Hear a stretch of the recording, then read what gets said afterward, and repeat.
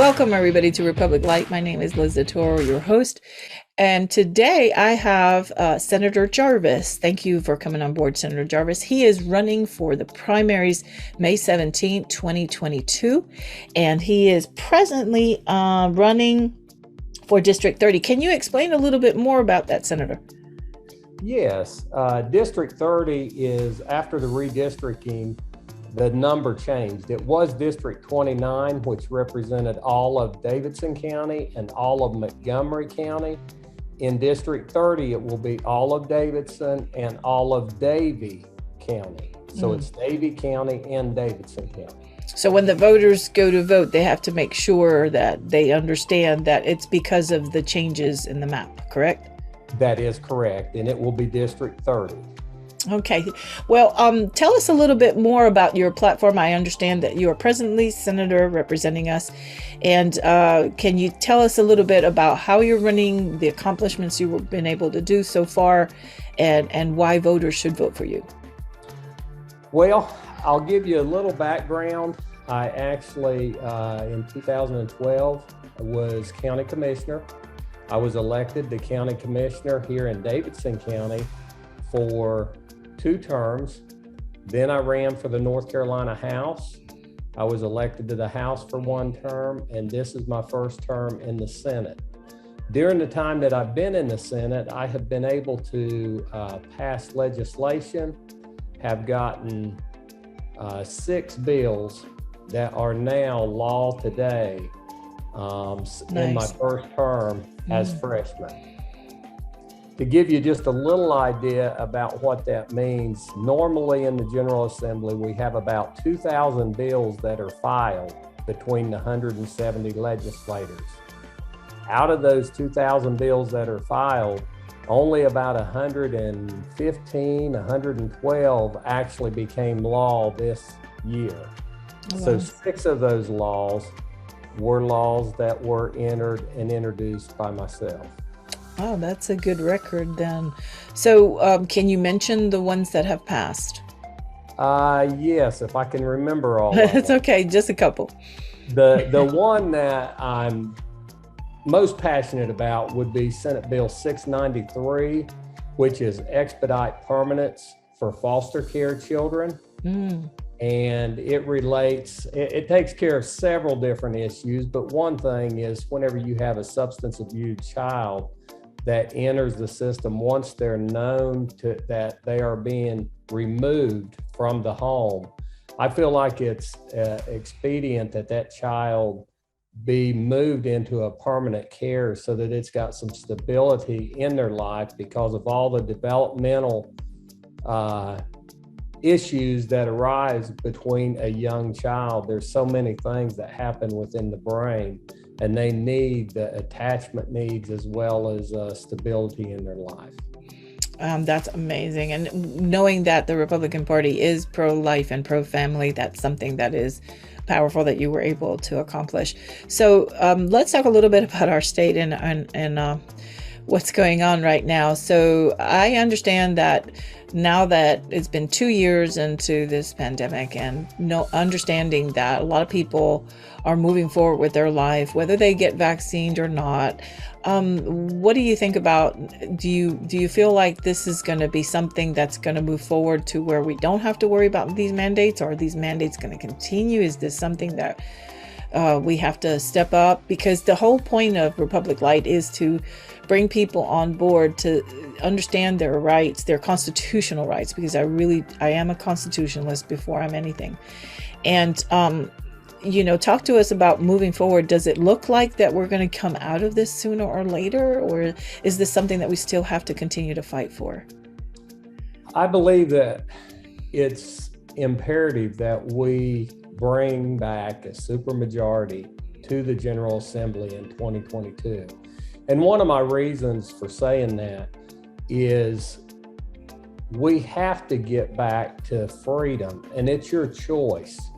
The freedom of choice. It's not, I tell people many times, it's not my place to coerce you or try to get you to take a vaccine or to mandate a vaccine or anything onto you. It's your choice it's my job to be able to make sure that the vaccine is available for all the people that want to take it or would want to have it. But it's not my job or my ability to mandate that you do, or to ask that you do, or coerce you in any way. So if we bring back a supermajority, currently the governor, the attorney general, and the Supreme Court have a mindset that is favorable to mandates. And if we bring back a supermajority, I believe we will be able to overrule some of the mandates, even if they want to continue down the path that they've been the past 2 years. So when you talk about supermajority, remember, a lot of these people are getting into politics now. They don't understand that. How would that be defined? The supermajority, okay, if you're in the majority, you can vote, and you can have the majority of the people vote one way. In other words, for instance, a mandate of freedom, if you have people to vote and the majority votes for freedom, then that goes to the governor. At the time it goes to the governor has the ability to veto that legislation. And once the veto comes back, we have to have a supermajority that enables us to be able to override a veto. And a supermajority is, for the Senate, it would be 30 senators, and for the House, it would be 72 in the House. And if we have supermajorities in the House and the Senate, then we can override a veto. Okay, so the only reason why I ask is we have a lot of younger voters that are coming on board and trying to understand politics. And that was one of the conversations we were having last night in our meeting, is that when I was very young, I didn't understand a lot of things. And I moved in towards a position for 3 years of being a Marxist.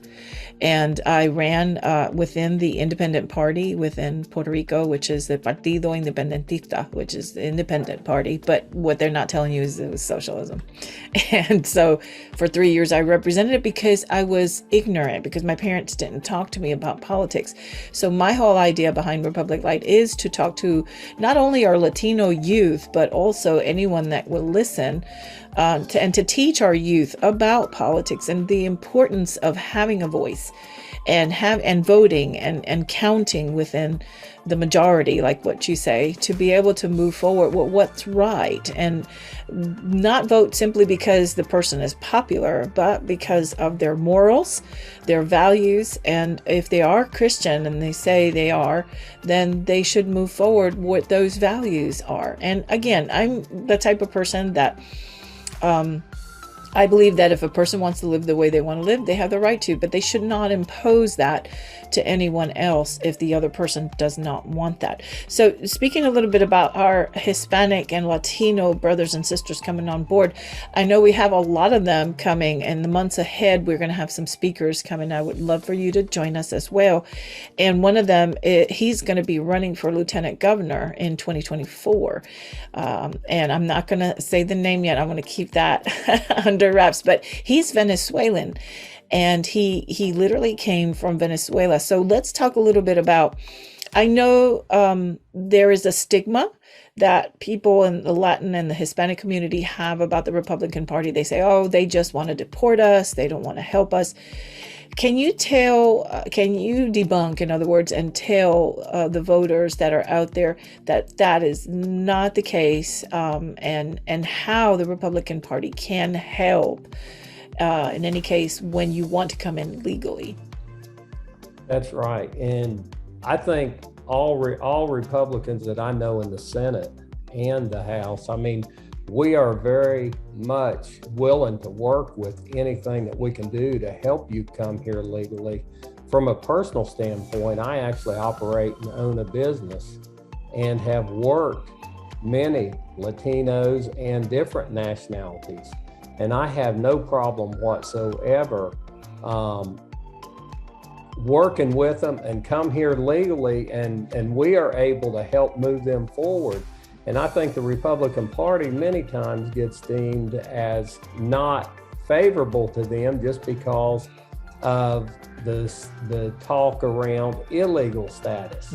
Illegal status does not mean that if you're working toward getting legal, that is fine. We'll help you get there. And getting there legally is the way to be, come into the country, no different. And if I go into another country, I have to go there legally. Correct. And it makes it more productive as well, because we know that there are circumstances, for example, the children, and that's my heart right now with the DACA children and students, moving forward, at least to providing a pathway to where they have a hope to become American citizens because they've been here that long, different ideas that we can push forward, because I understand that once we get this stigma off and people aren't thinking about us as they normally do within our arenas. I mean, I'm talking about the Hispanic culture. We can get them on board to understand we want to help. We just want to move forward the way we're supposed to. Please let our voters know if they want to get more information about you. Where would they have to look? Your website or whatever information you want to give them. Yes, if they would go to www.electjarvis.com. That's my website. They can get information there. If they go to Facebook, I've got a Senator Jarvis page.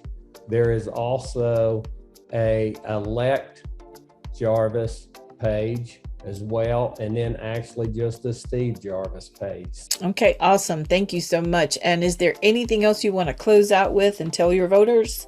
Well, if they still have questions, I would welcome them to give me a call personally.